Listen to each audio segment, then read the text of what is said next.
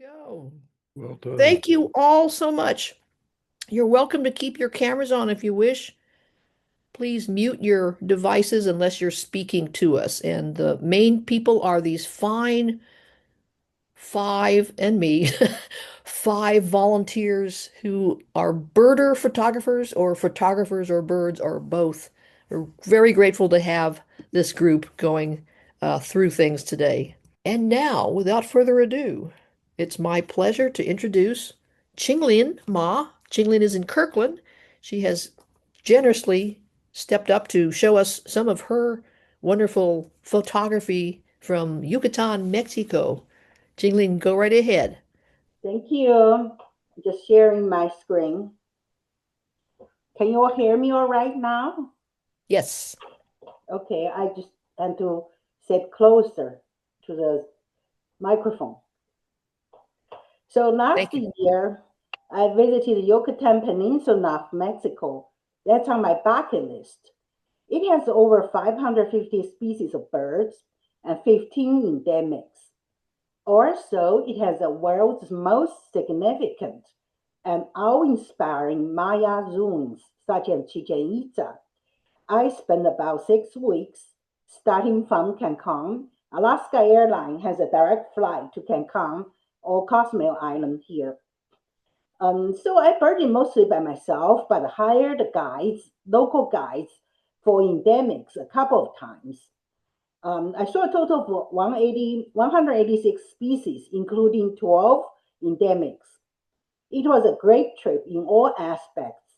I even improved my Spanish because those guides did not speak English. Today, I'm sharing primarily endemics with you. American flamingo. This is the only species of flamingo native to North America. It's famous for its bright color. The ocellated turkey is a very colorful, beautiful bird. I found this turkey mostly among Maya ruins. It seems to be the guardian of the ruins and not afraid of people. Yucatan jay is social, noisy, and curious, just like our jay. Just shows how powerful the genetics play in our life. They came to investigate me, they travel in groups. Orange oriole is an endemic. There are other two very similar orioles. One's hooded, another one called Altamira oriole. I think I put a photo there. I saw both. Those are very common. But the orange oriole, I had to hire a guide to go to a specific, very narrow area to find them. Yucatan woodpecker is very similar to golden-fronted woodpecker. That is very common and seems everywhere and noisy, but they are smaller. Their bill is much smaller. The whole bird is smaller. And they have this yellow the yellow base of their bill. Finally, I saw a couple of them. Magnificent frigate bird, of course, they are not endemic, but there you can get so close view of them. And they have such a long wing compared to their body, so they can do acrobats in the sky.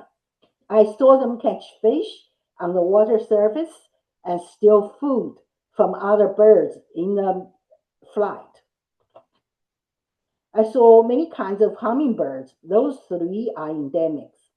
Salmon, cosmel, emerald, and this magnificent Mexican shear-tail. I thought the white and black birds together are interesting. This black-necked stilt follows this young or juvenile little blue heron around.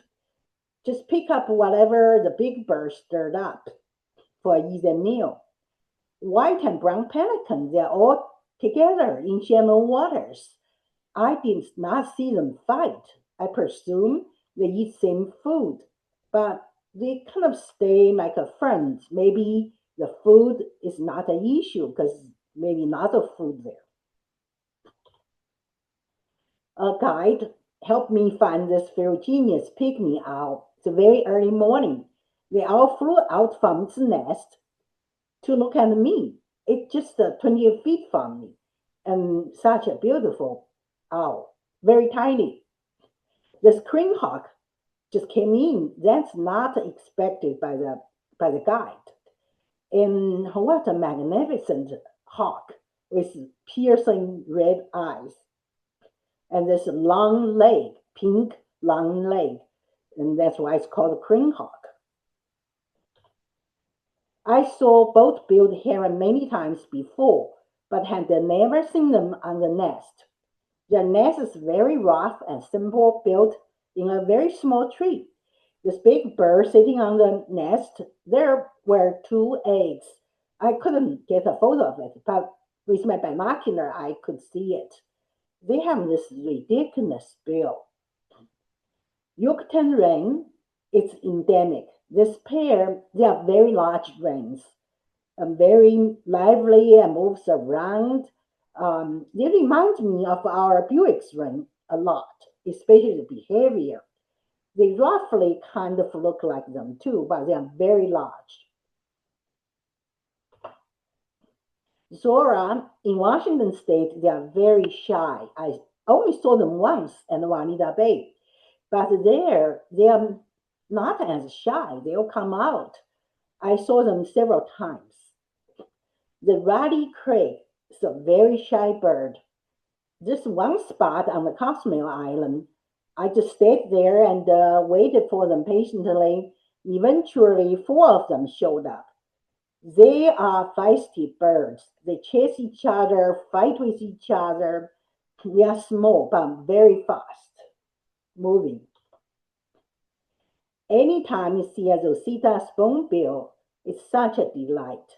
They have such a beautiful feather. This one just came in and the shallow water cleaned itself up and put on a show, almost like a dancing here. Eventually, it took off and went to pass by me. It just stared at me. Cosmel vireo is a colorful vireo with interesting eye color, almost look like a blue-grayish. I gave up hope to see this bird because I couldn't find it. I heard a couple of times. The last outing in a neighborhood park on the Cozumel Island, the bird suddenly just jumped up. And I studied so much I knew that's the Cosmel vireo. So then it was a big goodbye to me. Black catbirds, another endemic. They behave just like our gray catbird. Lives in the dense underbrush and very noisy. Yucatan vireo is endemic. They remind me of our wobbling vireo, but has much broader eyebrow and this thick black line here. They're easy to find, the vireo. I did find a pygmy kingfisher's nest in a park. The pair come and go. I just wait there, watch them. I saw to their head with this mohawk. It's so much larger compared to their body size. I didn't know other kingfisher has such a proportion. Rufous brown paper shrike. I'm not sure it belongs to the flycatcher or its own family, but it has a beautiful voice. It's curious. It came to look at me. Of course, I have to show you a pyramid. I took a night tour instead of a day tour. It's so much better.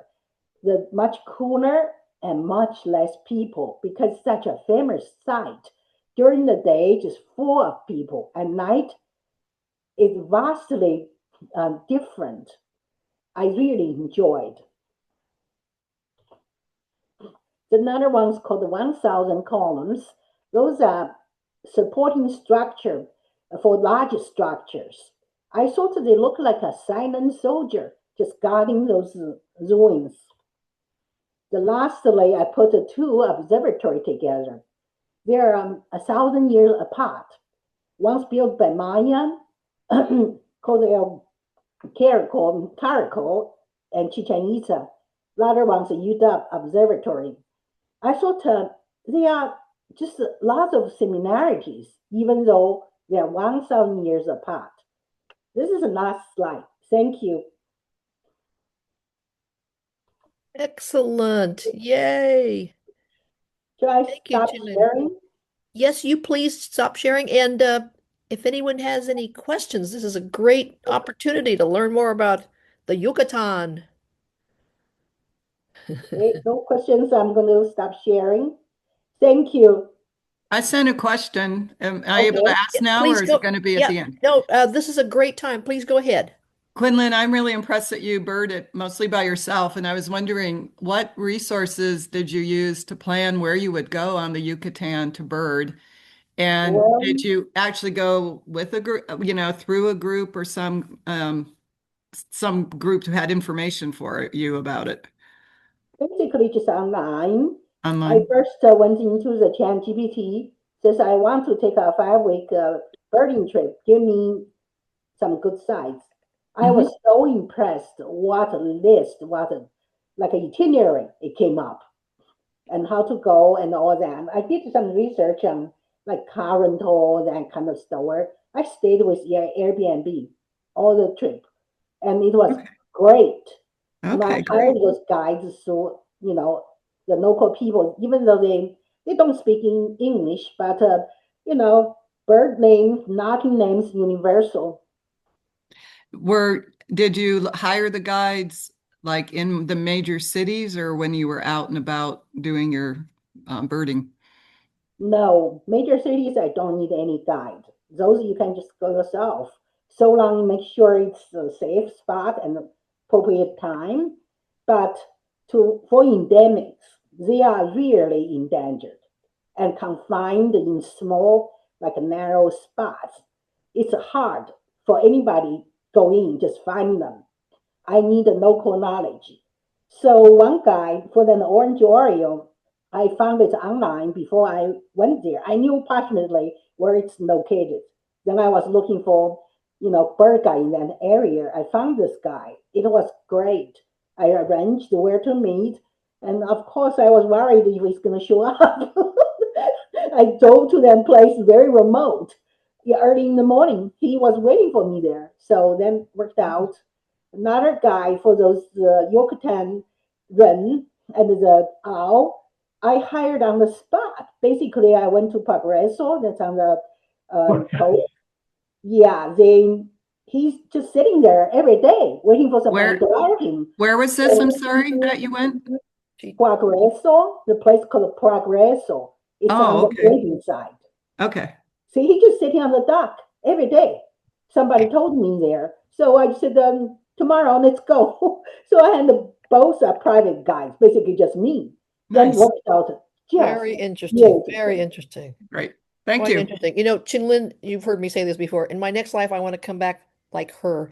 She is the most intrepid traveler and obviously um, up on technology and how to use it. And thank you, Qinglin. That was great. Thank you. Our next speaker is Jack. Jack Stevens is sitting with a lovely quilt behind him that gives him a halo appearance of the saint that he is. Jack was a previous president of this organization, Washington Ornithological Society. Jack, please go right ahead. You're going to take us to Ecuador, I believe. I am. Let me All right. get out of my screen share here. Okay, that goes down. Why don't we go to the next person? We could do that. Breck, are you available? I am, Thank you. and Great, I thank you so will much. see. Let's see. I start with share. So there we go. Okay. So hopefully you see my cover page. Yes, sir. Perfect. I'm Breck Haining. I had the opportunity to travel to Japan earlier this year, and while there, I did a little birding in and around the Yokohama area. What you'll see here are the types of birds you see when you go to the local parks, pretty much local parks. On this day, I'm heading to Shin Yokohama Park. You can see it under the bridge. It was close to my hotel. On the left, you see Mount Fuji. These are a few photos showing what the park looks like. You go there and you think, doesn't look too promising, but Saw a lot of very interesting birds. This dusky thrush was new for me, and was quite pleased to find it. The Darien redstart was a lovely bird. I could never have imagined a bird that had the silver top, the black and red was just quite pleasing to see. Lots of Asian tits. The lady on the left says, please listen. Asian tits have a lot of different calls.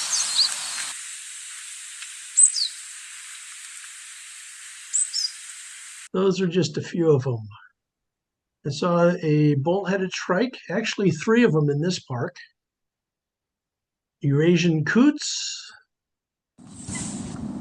The very white beak and shield, frontal shield, were quite surprising to me. Found a Eurasian moorhen, and that was a nice find, another lifer. Saw a couple of eastern buzzards, several great crested grebes, and finally got my first Eurasian green-winged teal. I'd seen so many reports here in Washington, but I never found one, and now I can say that I've seen a Eurasian green-winged teal. Okay, I'm trolling you a bit. Everyone wants to see the male with the horizontal stripe.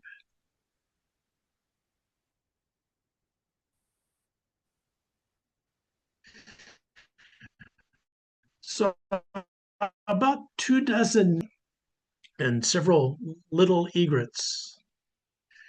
I went down to the Manatamarai area.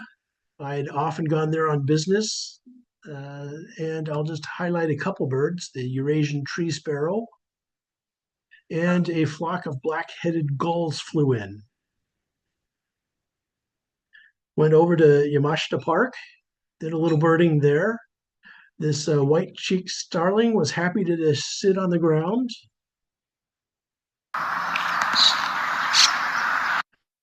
I saw maybe 200 greater scalps, male and female. This ladyback gull took me a while to identify. I was able to determine that from other photos, not from this one. 3 years ago, I'd hoped to go birding at the Tokyo Port Wild Bird Park, but didn't have the opportunity. I was able to go this year and saw a couple of common sandpipers, a Siberian pipit, an osprey. I'm not used to seeing osprey in January. This ruddy-breasted crake was a nice find. Not the best photo. The bill or the beak is covered by the branches, but still I'm happy with the photo. And this rock pigeon had unusual plumage, so I thought I'd include that. San Cayenne is famous for its gardens. I went there to go birding, not just to see the gardens. Found a female Darien redstart, a varied tit, a bunch of tufted ducks, the first ever for me, male and female.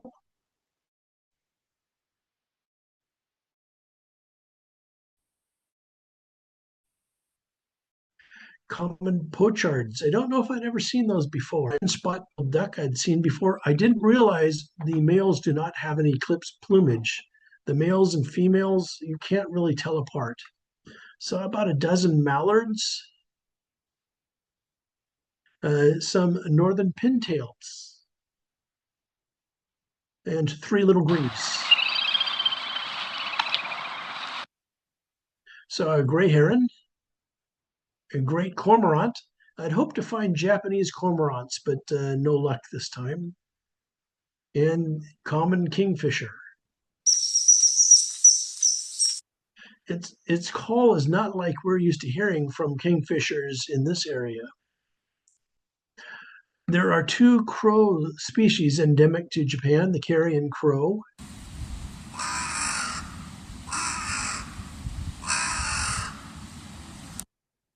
and the large-billed crow.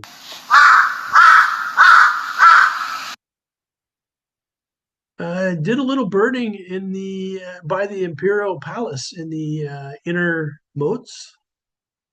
I was very happy to find falcated ducks. I'd never seen them before. There were Eurasian widgeons. I saw some gadwalls, but didn't get photos. One day I went to Kistler Park, which was near my hotel, to have lunch.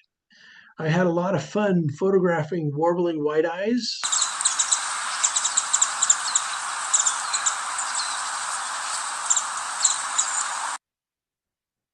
And this bird was a very pleasant find.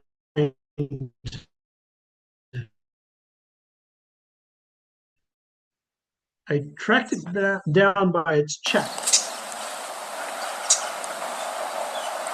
Through the photo, I was able to identify what it was. And why I was so pleased was I heard this bird 3 years ago, but didn't know what it was. It has some unusual songs.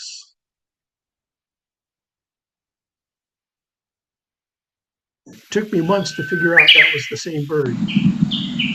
Okurayama Park, the plum trees were in blossom. Okay, you might want to cover your ears for this one.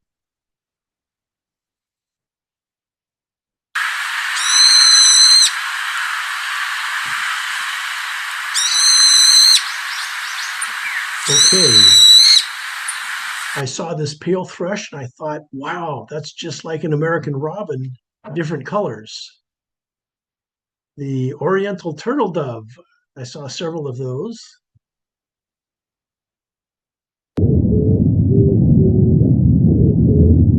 I got photos of long-tailed tits.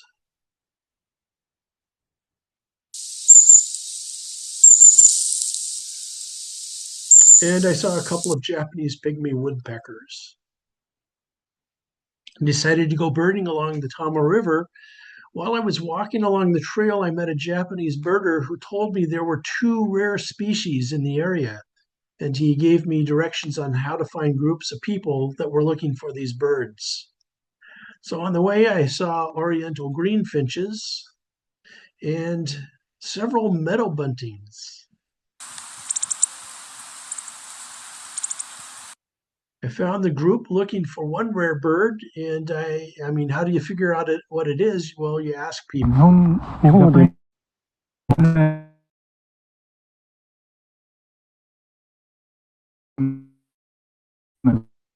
無事石化 And to determine the subspecies, I used Google AI to figure that out. Here's the second rare species, a yellow-browed warbler.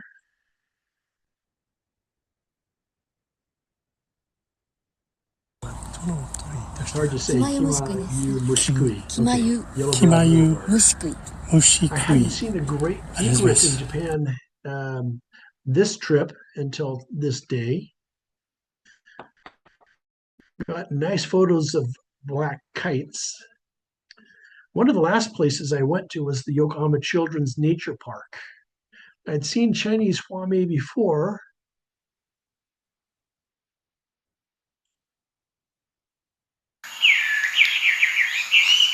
They have raucous calls. I don't know if they make these songs. I don't know if they sing these songs in February, but they certainly do in June. I saw a lot of white wagtails wherever I went.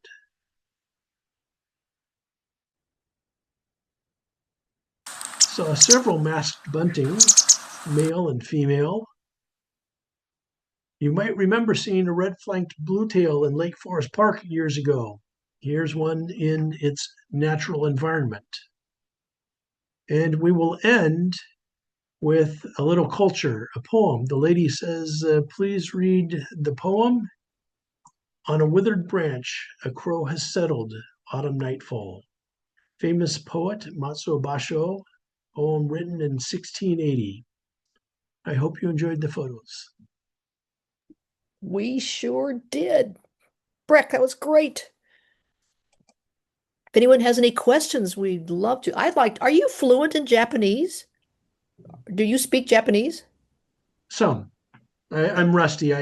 32 years ago, I lived in Japan. Oh, I see. There was a question put in the chat, which is, what took you to Japan? Well, my wife and I are talking about moving to Yokohama, and so we went to visit a church that we're planning to join, and we think we'll do that here in a few months. My goodness. Wow. I am happy for you. It's a wonderful culture, and you've clearly made some good inroads And into my the. computer seems to be frozen. Okay. Any other questions? Feel free to unmute and speak up. Great photos, nice presentation. I want to commend you and everyone else. It's so nice when you put the names of things. And Breck, you went to the nth degree. We've got the Japanese names, it looks like. I'm not sure any of us could appreciate them, but thank you. Really is nice to be able to read the name of an unfamiliar bird. Gosh, did you find yourself wishing you could find a regular old widgeon? No, not a widgeon. What did you have? You had Eurasian. Yeah, you Haining wanted to teal. find American widgeon? That would be a Yeah, rarity. yeah. No, there were some birds I wanted to find, but no luck. I went to the Tama River to find a green pheasant, but no Oh, luck there. And I went to the Yokohama Children's Nature Park to look for bamboo partridges. And all the birders there said, "Oh yeah, we see them all the time," but I didn't. well, it's so wonderful to hear your interchange with some native, I'm going to call them native birders there, and that's a great touch. Thank you. Okay, Mr. Stephens, would this be a good time? Okay. I think I finally got it here. Let's cross Okay. your Fingers, and toes, and eyes all crossed. Great start. You're does there. that Yes, sir. does that come through? You're on. I'm on. So I'm going to talk about a trip I took to Ecuador last year. It was with a group, it's Magic Birding Tours, and this was my first photocentric bird trip. So this is specifically for bird photographers, and things are a little different, as you'll see in just a bit. So I went with my buddy, birding buddy from Cuba, Michael Canizares, met me there. It was a little shaky, him getting out of the country just with transportation, but thankfully he made it and we had a great time together. So one thing that was different about photo is that we spent most of our time in feeders and hides and things. So not so much walking around looking for things, they would come to us. And this is an example. This is kind of an unusual feeder. This is a feeder for insect-eating birds. So behind this frame is a white cloth. There are bright lights shining down on it. And so early morning and late afternoon, evening, it draws in moths and other insects, and insect-eating birds come in. And that's how you get them. So you see things you wouldn't otherwise normally see. This is chestnut-backed antbird that's kind of shy and well camouflaged, but it is an insectivore, and it came in. Not so shy is the wood creepers. This is a montane wood creeper, and they would perch on the vertical support of the feeder and pick off bugs. We did very well with Ampetas. This is a chestnut naped Ampeta, the tiny Ampeta, and the chestnut crowned Ampeta. And so you probably know Ampetas are really hard to find. They're shy, they're camouflaged, they don't come to playback, they rarely fly, they usually run away. But what lodges have found is you can get one of their staff to develop a personal relationship with the bird. They spend weeks trying to call it on, not with their song, but just by their voice, and will feed it worms, their favorite food. And after a while, the bird becomes accommodated to them. So this bird was named Conchessa, and our guide would, Conchessa, I have something for you, come to me. And, you know, it's king of sing-songy voice. And sure enough, they show up. So there are multiple lodges have figured this out. Interestingly, it doesn't work if you have somebody else say the same thing. It also doesn't work if they record the voice and play a recording. It has to be the live person for this to be effective. Other kind of iconic birds of the area are the toucanettes. This is a crimson-rumped toucanet, collared aracari, and plate-billed toucan. I've always thought of toucans as being kind of fun-loving birds. You know, they're on Fruit Loops. But it turns out they're actually kind of bad boys. They often predate nests. I recently found out that the quetzals in Costa Rica are having a hard time because of nest predation by toucans there. So they're pretty aggressive omnivores, and they'll get what they want at other birds' expense sometimes. The tanagers, gosh, so many tanagers, and it's interesting. They will come to fruit. They put out fruit feeders. You know, here, if you want birds to come, you put out seed feeders.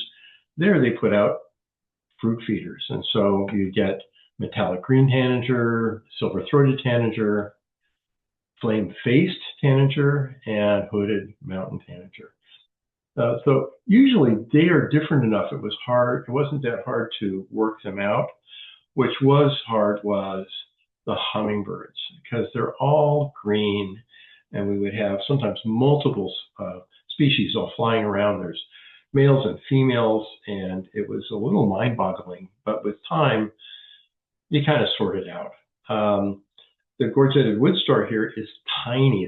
They're only a few centimeters. I think they weigh about 3.5 grams, and they look more like bumblebees. So that combined with the red gorget, the male, you can kind of sort those guys out. This greenish puffleg is all green, doesn't have other features aside from the white puff feathers around the legs and that posterricular spot. So the kind of the drabness was able to sort out that bird. And they're not all green. This velvet purple coronet is interesting. In most light, it looks black, like the head. And it's only when the light got just right that it would light up like this, and you see blues and purples and, all sorts of different colors. The white on the tail and the red on the wing would allow you to identify it, but you wouldn't see the color except kind of rarely, and that was a treat. And then this bird is just ridiculous. I mean, it's a sword-billed hummingbird. It has the longest bill relative to body length of any bird, and they are specific for a certain trumpet flower where they can go in and they can get the nectar that nobody else can reach. Of course, they pollinate the flower in the process, and the bill is so long when they perch, they hold it at about this angle because it's so heavy they can't keep it horizontal. It's kind of about a 45-degree vertical all the time. Also, kind of outstanding is the length of the tail of this long-tailed sylph. This actually, I've seen longer, but I didn't get good photos of them, that they just have these incredibly long tails. And it was quite spectacular. And maybe if you're not long, but you can be fancy. So this is the Peruvian racket tail. It has the same kind of puff legs that puff leg had, except these are kind of light tan color. And then the racket-shaped tail, sort of like a motmot. Of course, they all have attitude, like this chestnut-breasted cornet. So lots of fighting at the feeders, even though there's plenty of food around. And this one, he could hold his own against the other birds. So another thing that was different about the photocentric trip is they did this multi-flash setup. So this is specific for hummingbirds because light is so important to get the colors. So what they would do most of the time, they would have bird feeders around here. They would take the bird feeders down, take one flower, put it on a stand, and spray it with sugar water to imitate nectar. There's a flash here pointed at the flower. There's a background panel here with its own flash, and everything's triggered by a flash on your camera. So you would focus, get everything set up, and just wait, and the hummingbirds would come in. And the reason you do this is you get shots like that, where everything's sharp, everything's in focus, it lights up nicely. Another example is this. That was the white-booted racket-tail. This is the white-necked jacobin. Now, you might be thinking, does this disturb the bird? And I've talked to people and I've heard conflicting things. I did not say personally, I did not see any birds seem to alert when the shots were taken. I didn't see a bird come in, flash go off, and then fly away. They would often sit there and hover and come in and out frequently. Now, maybe they're adapted because this is something that's done regularly there. I can't speak to that, but the downside for me is it's a little bit boring because you're just sitting there with your finger on the shutter, hitting the shutter occasionally. It's not my kind of birding, but it was an interesting experience. So lastly, this is a story to tell of, I try not to go and say, I really want to see this bird, but sometimes you can't help yourself. And there's this high elevation bird in the Andes. This is called Paramo. This is about 13,000 feet. And the Andes don't look like the Olympics or the Rockies or the Alps. They just have this different look. They get this grassland with brushes and things. And there's a high elevation bird that we were looking for. So we walked around a fair bit and finally found one here. This is rainbow-bearded thornbill, but it was looking away. It was perched up very nicely, but staring off into the distance. And it just wouldn't turn around. We just sat there and waited and tried to be patient. And, after a while, there was discussion about, do we go or not? But patience paid off. And finally, the bird turned around. And that's what it looks like. So great happiness ensued once the bird turned around. This is what it looks like. This is not, pumped up in Photoshop or anything. That is what you see. And it was a spectacular find. So all in all, great trip and had lots of fun. Literally the end. What bird There's is the that? end. What bird is that? That is it's a redstart. You can call it anything you want. Slate-throated redstart. Oh my Slate-throated. gosh. Fantastic. Yeah. That flame beard. Oh. Oh, Well, I know. It's just, like I say, it's just a trap. If you go in and think, oh, I need to see this, because then you can see all this other stuff and be disappointed. But that one, it worked out for me. Well, we're glad you had the drama of that bird making you wait and then. Well, it's also I don't have a tripod, so I'm holding the camera and waiting because you don't want to put the camera down and have it turn around and come back. So oh my gosh, yes, that was very good. A little bit, We have any questions? We have one question. We have one question in the chat, which is how long was your trip and how many lodges did you bird at? Oh boy, it was about 10 days. And multiple, I'd say about, I think it's 5 or 6. So there was a lot of, you go here, you spend a day or two, and then you go to the next one, you spend a day or two. So one thing I didn't realize, if I go back to is that the Andes are actually a parallel set of mountain ranges with a central valley in between. And so things are different on the west side of this range at the top, at the other side in the valley, on the other side, and up and down. So you don't have to go that far. That's one reason they have so many species. But I'd say it was, there was a lot of driving. So it wasn't a relaxing, let's just look around sort of trip. It was a bit pressured, but the payoff is you see a lot of stuff. Excellent. Very nice compliments on the sharpness of your images. Of course, the little flash situation for those were. Well, yeah, it is. I've been to some lodges where they don't put up feeders because that's messing with their biology.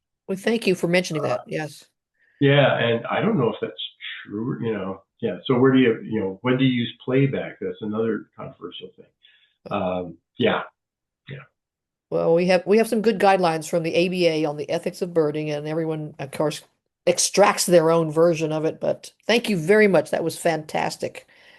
And next, Thank you. may we please have Alex Kistler and from Olympia, going to take us back down below the border, Costa Rica. Okay, can everybody see that? So my Yes. wife Mary and I did a trip to Costa Rica last January, our first time in Costa Rica. And what an amazing place, the diversity and the colorful birds. Started off at the Hotel Bougainvillea, which is in San Jose and has incredible birding right there. This guy had really dense bamboo stand staked out. It was pretty reliable that you could go see this mottled owl. Rufous-backed wren, working all the different flowers. He was a lot of fun to follow around. And the first time I've seen actually any mott-mott, but this was the Lessons mott-mott, which I thought was totally beautiful. And there were certain lighting situations where its crown was just so brilliant blue, and really enjoyed that. Oh, wrong way. This is a rufous-tailed hummingbird that was posing nicely for me. I couldn't resist. And one of my favorite birds, took me a long time to find one of these in the US, but the crested caracara was flying right overhead and gave me a lot of really good looks. I think it's a very unique and magnificent bird, really. And we're still on the grounds, and we heard this wild noise and go over to the hotel wall and see this bird that's doing this wild stuff. And sorry, it's flipping upside down. And I don't know, I'm going to try to play a video. You can hear that. People have been to the tropics, no doubt have heard that, but I'd never heard it before, and I just thought it was so wild. So if you can't hear, maybe turn up your volume and I'll play it one more time.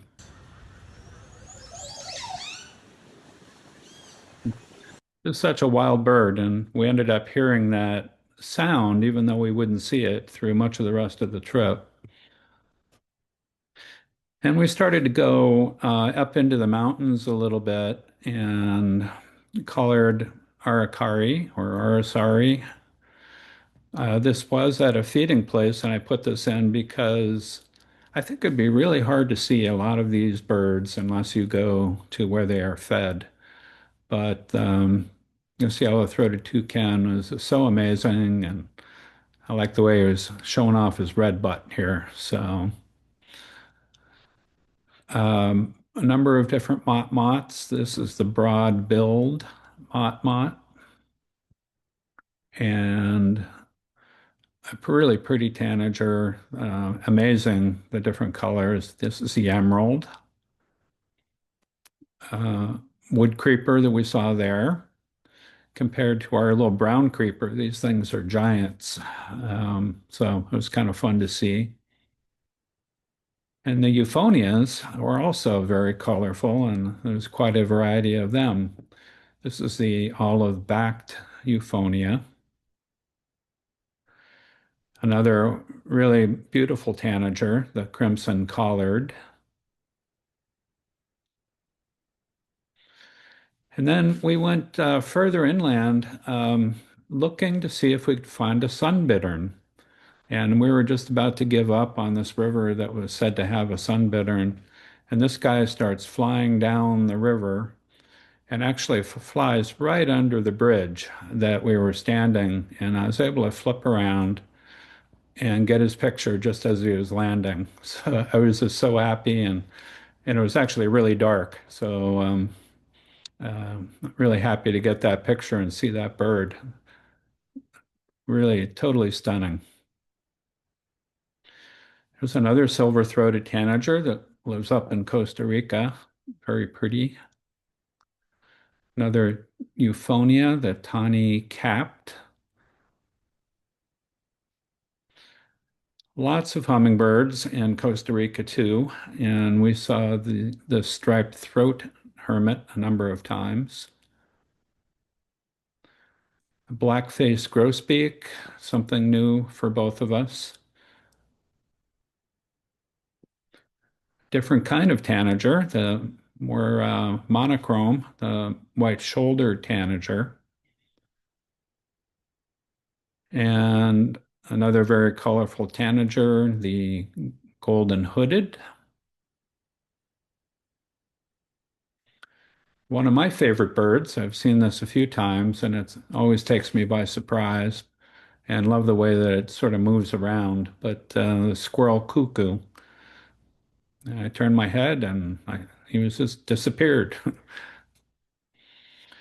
Speckled tanager, a real stunner. Friend calls them eye candy. They're pretty amazing.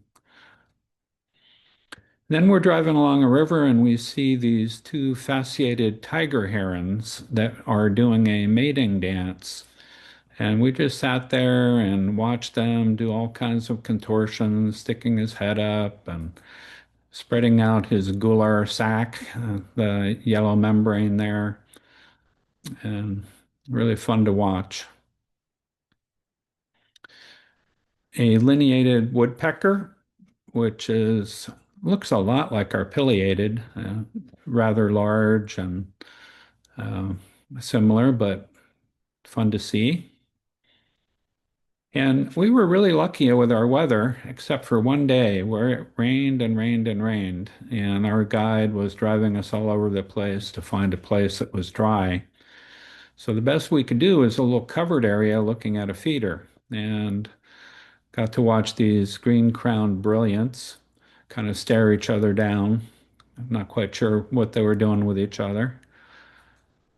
And a violet saberwing. We were actually on the saberwing tour, so that was pretty appropriate. And I can see why they named for this bird. It is just gorgeous. Another really nice hummingbird is the talamanca, and now we're starting to get higher altitude, not quite up into the Paramo and Costa Rica yet. And we went to the Savagre Valley to pay homage to the resplendent quetzal, which I think you have to see if you go to Costa Rica. I'm not sure if I would have come home if I didn't get a chance to see it, but glad that I did. And they're truly amazing. If I could have gotten a picture of him flying, I would have been really happy because that tail undulates and it's magical. Really like the lighting on this tufted flycatcher. Lots of different flycatchers that we saw. And several trogons, but they were a little, maybe not the greatest picture, but a new bird for me, the Baird's trogon. So I wanted to document him.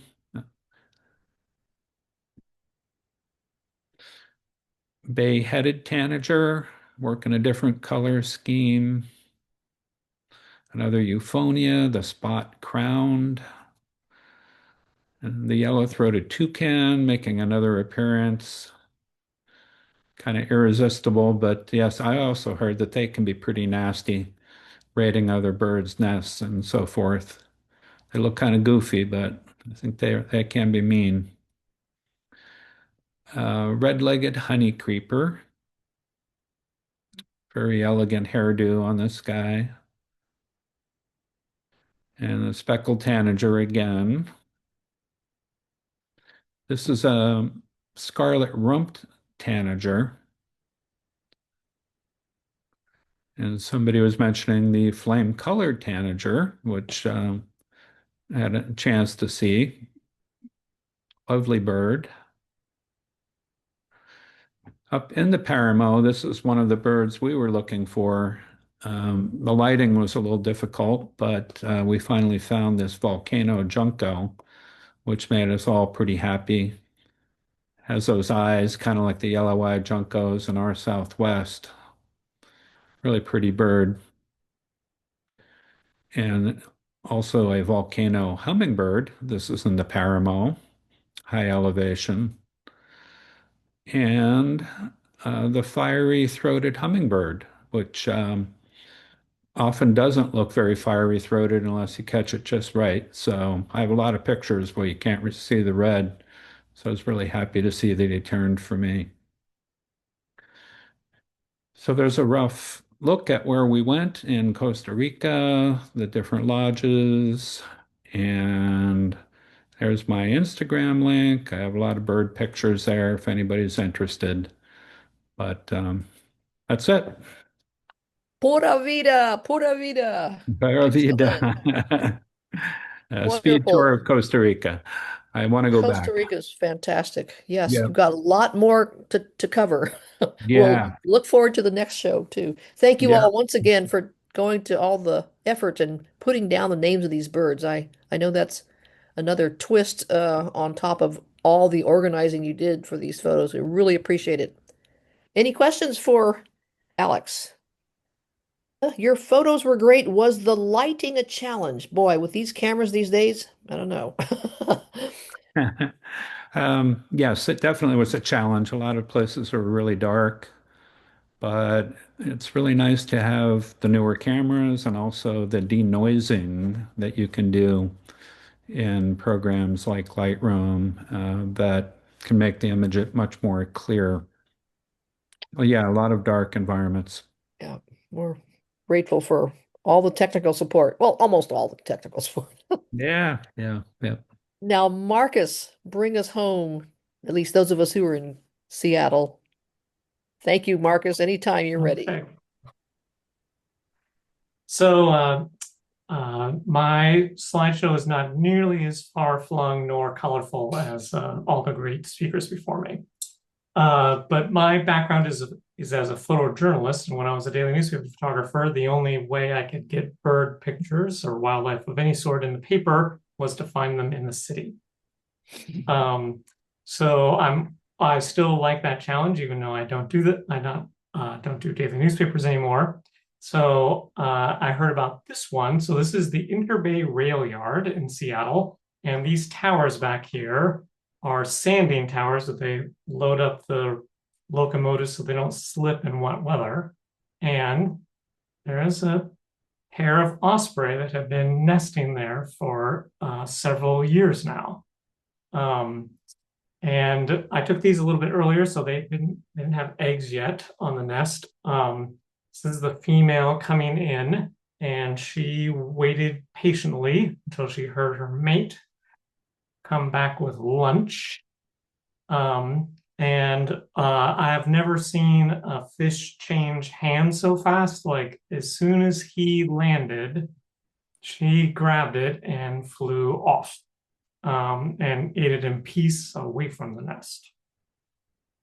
For those of you not in Seattle, another place that's in the city that is nice to see osprey is Magnuson Park at the soccer fields. It's on Lake Washington. This is Google Earth picture. They like to nest and perch up on the lights that light the soccer fields. And so I waited around, and sure enough, I saw this osprey come back with a fish in its talons and land right on the light post like I suspected. And then I saw something I hadn't seen before. I've certainly seen crows harass owls and hawks and eagles, but I've never seen them pay any attention to osprey. But as soon as these guys landed, the osprey was just not happy about it. You can see that it's calling there. And they weren't really interested in the osprey per se. They were interested in the osprey's fish. And they made quite a few passes trying to steal the fish from the osprey, but with those talons, they weren't having any luck. And after a bit, the osprey just flew farther away into the park, and the crows finally just gave up. One of the things is, mostly photographing in the city. What I like about it is the challenge of trying to see something different with a bird that is common to us. So this is at Discovery Park. It's right off the north parking lot on the big paved walkway there. And from some distance, I could see this crow just intently looking at the curb. And it wasn't like a behavior I'd seen. And the reason it was so interested in the curb was this garter snake. Now, the garter snake was doing its very best to be unappetizing.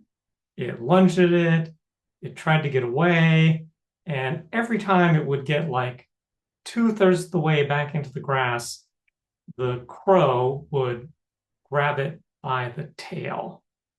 And the snake, it's like, okay, well, if I can't lunge into you, maybe I'll try to get you by the neck in a chokehold, and did a pretty good job at that. But the crow just let go, and eventually the snake didn't make it. But not wanting to have its own lunch stolen, it coiled it up and took off right away. Sometimes you go out for what you think is birding, and this is the pond, the big pond that's by Daybreak Star in Discovery Park. And instead you find a beaver. The reason I went was there was some really great fall color on one side of the pond and really muted duckweed on the other. And the widgeon and the merganser that were in the pond insisted on being on the boring side. So eventually I just went to the other side and waited. Eventually they're going to have to want to get out. And sure enough, eventually this hooded merganser got up on the log and started preening, and I got the picture that I was hoping for. Sometimes it just takes patience, just waiting and waiting and waiting, and eventually, luck would have it, I was able to get the picture. This is at Juanita Bay, which is always a fun place to go. I, of course, heard the kingfisher way before I saw the kingfisher, and I could hear it but couldn't see it because there's a little curve to the bay, but I had an idea of which way it might fly in from, and so I was ready to pan as it made a nice pass in front of me. Again, I got a nice reflection, which I always enjoy, and fish in the mouth, which was nice. So I thought, well, what else is going on these lily pads since I'm here? And I didn't know that ducklings are light enough to walk on lily pads, but apparently mallard ducklings totally are. So it was kind of fun to watch them kind of be unsteady, but just walking across the lily pads as opposed to trying to swim through them. And, in my sort of a journalism background, one of the things that I'm always interested in is where is interesting, good lighting, and can I imagine a picture that I can't see right in this moment if I just have patience. So this right here next to the mallard is this mandarin buck. It was from a couple of years ago, and it was going back and forth between Juanita Bay and the Kirkland Marina right in downtown. And what I saw was that this is in the fall, sun's pretty low in the sky, and these two big rocks are making this shadow and this shadow, and there's this really striking shaft of light there. Now, the ducks were hoping these people were going to feed them, which they did not. And I hoped if I just waited, the mandarin would just decide to leave and swim back out into the water. And if it did, I could get this. So this is pretty much how the picture looked right out of the camera. It looks exactly like studio lighting. It's just the lighting that was there, and that it's sort of counterintuitive, but I took the camera away from my eye in that previous scene to look at what I wasn't seeing. Is there better light than out there that I could take advantage of to make a nicer photo? And so I got this photo, and I was really pleased with it. You know, the nice contrasty light makes its feathers really show, makes the color brilliant. And patience is often, at least for me, sometimes the best pictures happen just because you waited a long time and for something that you could imagine happening happen. So this was an eagle's nest that's on Queen Anne near the Mount Pleasant Cemetery, just right on a busy road. And I could hear the chicks, but they were deeper down in the nest, and the adult would come periodically, but was on the left side of the picture where the chicks would be obscured by the other nesting materials. But if I waited and waited, and finally the adult went to the right side, and the two chicks looked up. There's the catchlight of the sun in their eyes, and it just worked out very nicely. And I just love the challenge of trying to find interesting pictures here in the city. And that's it. If anybody would like to follow me on Instagram, you can find me there at Marcus Donner. You'll see a lot of birds and other city wildlife. And if you have any questions, you can email me there, or my website is just marcusdonner.com. Fantastic. Marcus, how wonderful that you brought us back around to where we should have been to start with. Observation. Thank you. The Mandarin duck story is a great one. Oh, and you didn't touch that photo. Bravo. Nope, it's just the really looking for the really good light, and lucked out that the bird didn't walk down the beach, but actually swam out. Well, CW put it the way I think we would have liked to. Love your approach to finding stories and showing behavior with urban birds. That's where we come from, yes. Any other questions, anyone? Great stuff. Nice treasures. Wow, shots. I have just put into the chat the link to our YouTube channel, into which the video of this great members photo night will go in the not too distant future.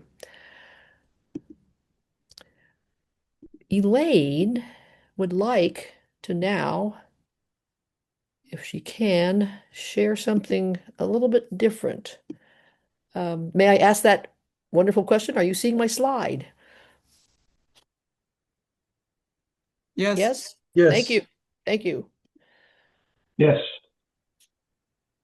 After this wonderful set of great photographers, now I would like your forbearance going with me as I deviate a little from what you've just enjoyed, what we've all just enjoyed, for a little look backwards in tribute. The bird is the purple martin, and the tribute is to Kevin Lee, who some of you knew personally. I think maybe Kelly McAllister. There's a person or two here who may well have known Kevin. I never had that privilege. This year, this is the 20th anniversary year of his tragic death at the age of 50 in a scuba diving accident. And just this last September, his partner, Chris Baker, also someone many of you might know, passed away. So this seemed like the right time. But that's the end of the story that I would like to convey. This is one of Kevin Lee's photos of a male and female purple martin perched atop natural gourd homes.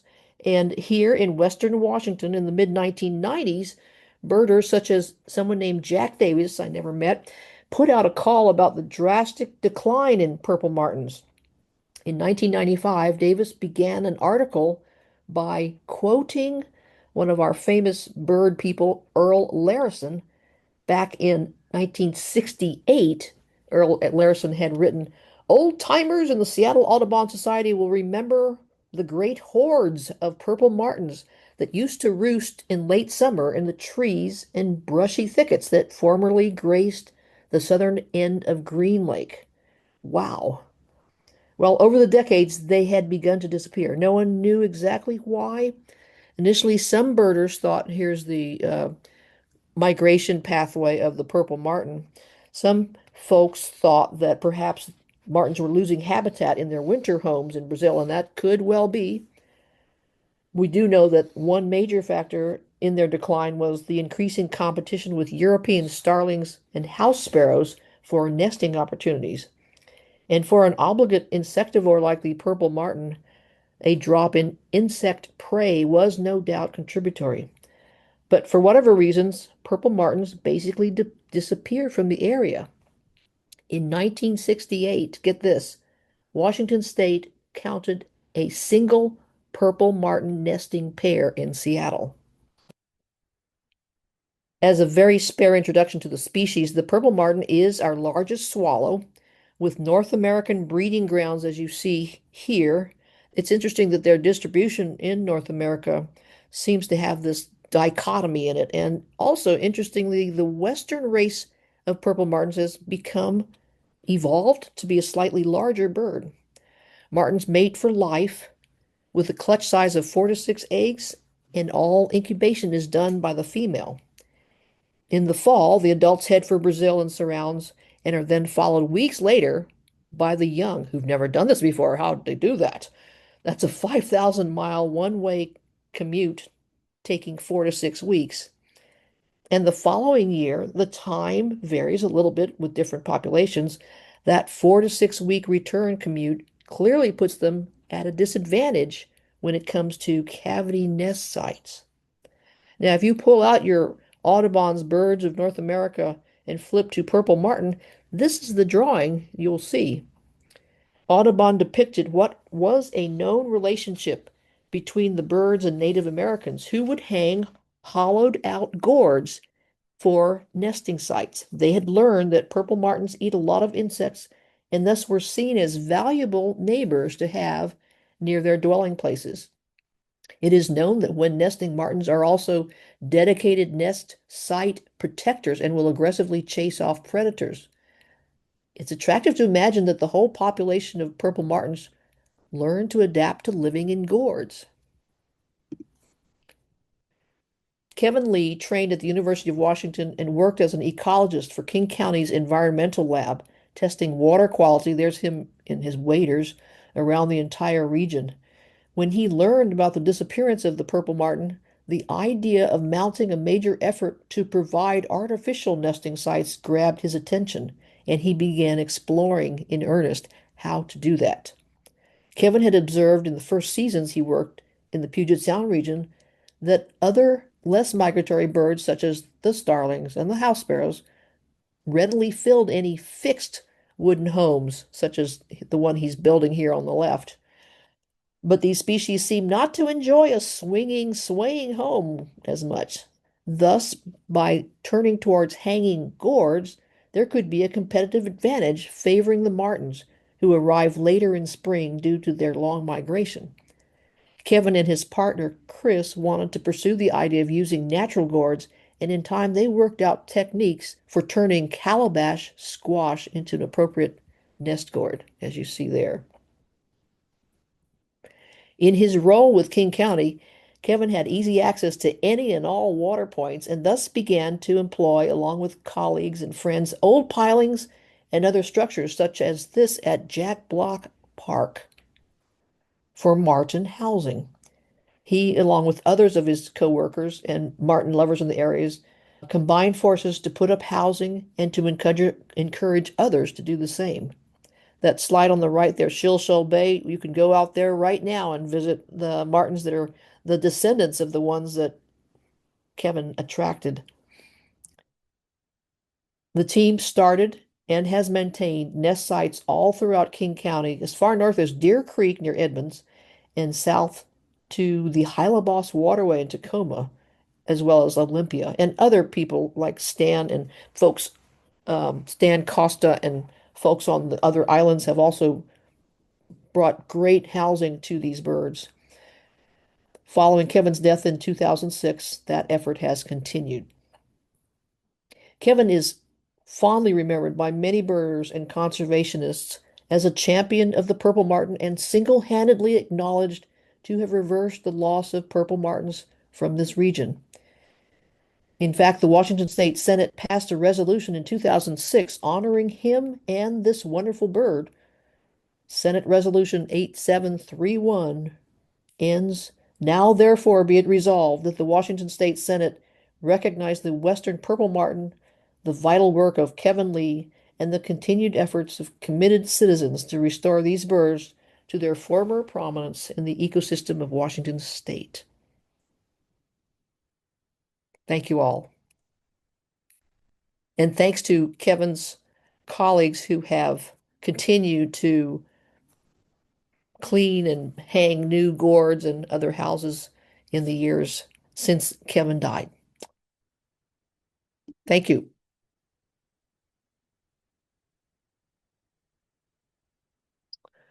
Well, team, all good things come to an end. It has been great to be with you here. We do take a summer hiatus from monthly meetings, and we'll be joining you back. I think it's October the 6th. Hope everyone has a fine summer and stay safe out there. Thanks, everyone. Thanks, Elaine. Yay. Thank you. Appreciate what you do. Wonderful to be Elaine. familiar with a great community. Thank you. Thank you. Pura vida. Pura vida. Good night.